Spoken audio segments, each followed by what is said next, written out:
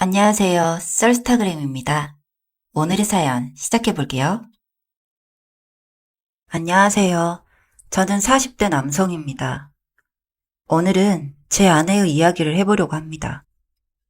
저는 중소기업 만년 대리로 수년간 근무하고 있었습니다. 제 아내는 대학 시절 같은 과 후배였습니다. 제가 첫눈에 반해 아내를 쫓아다녔고 그렇게 반년 정도를 쫓아다녀 아내와 연애를 시작할 수 있었습니다. 아내는 대학 시절부터 따뜻한 성품과 배려심이 넘치는 사람이었습니다. 그런 아내 덕분에 큰 싸움 없이 오랜 기간 연애를 할 수 있었죠. 저는 대학 졸업 후 지금 다니고 있는 회사에 취업했고 아내에게 프로포즈 했습니다. 아내를 너무 사랑했기에 가진 건 별로 없었지만 빨리 가정을 꾸리고 싶었습니다. 아내는 흔쾌히 제 프로포즈를 받아주었고 저희는 다음해 봄에 결혼을 했습니다. 아내와 결혼 생활은 제가 상상했던 것 이상으로 행복했습니다. 저는 아내를 고생시키기 싫어 직장 생활을 하지 않고 집에서 집안일을 하며 내조를 해주길 원했습니다. 돈이야 제가 열심히 벌면 되니까요. 그래서 아내는 직장 생활을 하지 않고 주로 집에서 절 기다리며 하루를 보냈습니다. 결혼 후 1년 뒤 저에게 큰 축복 같은 새 생명이 찾아왔습니다. 저는 저와 아내를 똑 닮은 아이가 생겼다는 것에 너무 행복했죠. 저는 아내와 우리 아이를 위해서 더 열심히 일했습니다. 그리고 아이가 태어났고 제가 바라던 대로 저와 아내를 똑 닮은 아이가 태어났습니다. 아이가 태어난 기쁨도 잠시, 저와 아내는 현실적인 문제로 참 많이 힘들었습니다. 네, 바로 돈 때문이었습니다. 그동안 제 월급을 가지고 양가 부모님 조금씩 용돈 드리고 은행 대출 빚 갚고 또 생활비에 쓰고 약간의 저축을 하면서 전략하면서 살고 있었습니다. 그런데 벌이는 마냥 똑같은데 아이가 태어나니 돈 들어가는 게 한두 푼이 아니더군요. 그리고 첫 아이인 만큼 다 좋은 것들로만 해주고 싶은 마음도 있었습니다. 그래서 저는 회사 업무 외에 알바를 시작했습니다. 밤에는 대리운전을 하고 주말에는 배달 알바를 했습니다. 아내와 아이를 고생시키기 싫은 책임감으로 정말 열심히 살았습니다. 그렇게 1년을 회사와 여러 가지 알바들로 가득 채워 보냈습니다. 하지만 제대로 쉬는 날이 없이 일을 하려니 몸이 점점 망가져가는 게 느껴지더군요. 그리고 아내의 걱정도 날로 심해졌고 가족들과 함께할 시간이 줄어드니 행복감도 줄어들어 가끔 현타가 왔습니다. 그래서 저는 알바를 그만두고 회사 일에만 열중하기로 했습니다. 제가 버는 돈으로 아내가 열심히 전략해서 살림을 해보겠다고 해서 알겠다고 했습니다. 그리고 아이가 3살쯤 되던 해 아내는 친정에 아이를 맡기고 나가서 알바를 하려고 하는데 어떻게 생각하냐고 묻더군요.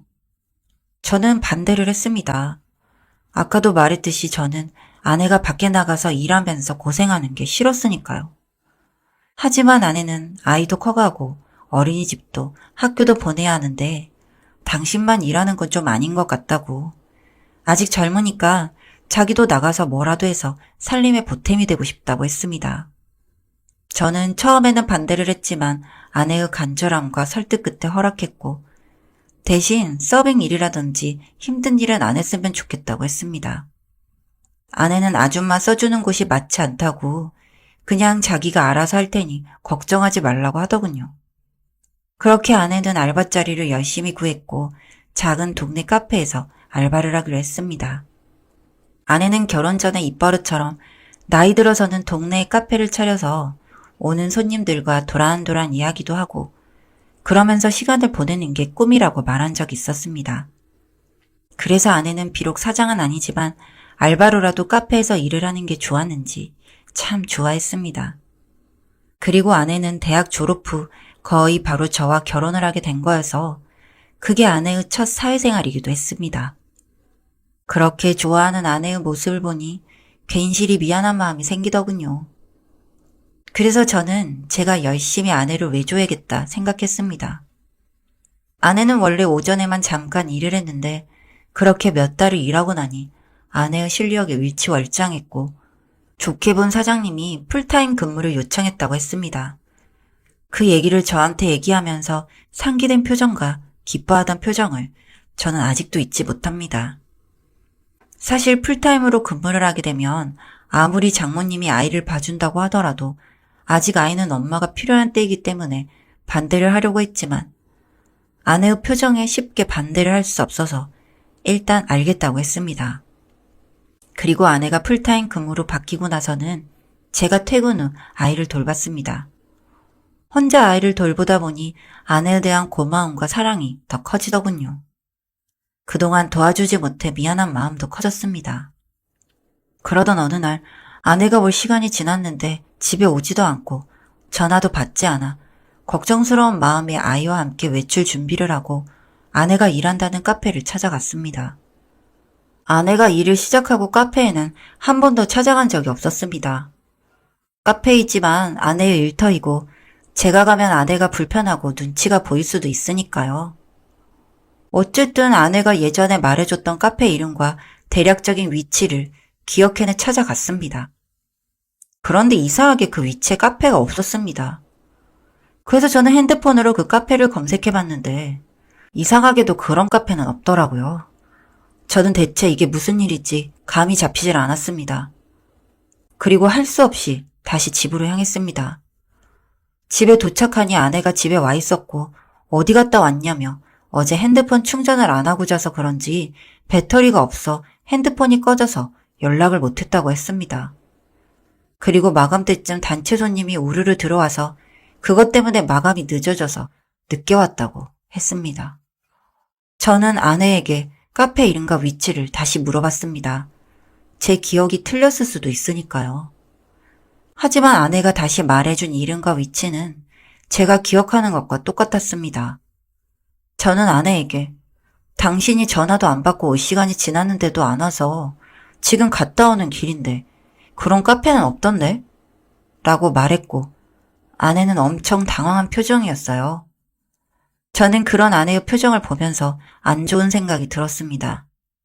그래서 아내에게 대체 이게 뭐냐며 솔직하게 말하라고 그동안 카페 알바한다고 해놓고 어디 가서 누구랑 뭘 한 거냐고 따져 물었어요. 아내는 사실 식당에서 서빙 알바를 하는데 제가 걱정할까봐 카페에서 일한다고 한 거라고 말했고 저는 또 바보같이 그 말을 믿었습니다. 그러던 어느 날 제가 회식을 하고 있었습니다. 아이는 장모님이 케어해주고 계셨고요. 저는 술을 잘 못 마시기 때문에 맥주 한 잔만 마시고 열심히 사람들의 장단을 맞춰주며 얘기를 하고 있었습니다. 그때 가게 앞으로 지나가는 아내와 어떤 남자를 보았습니다. 그것도 아주 다정하게 팔짱을 끼고요. 저는 내가 이제 맥주 한 잔에도 헛것을 볼 만큼 취하는구나 생각을 했습니다. 아내는 일을 하고 있을 시간이었으니까요. 그런데 그 여자의 뒷모습을 보는데 누가 봐도 제 아내였습니다.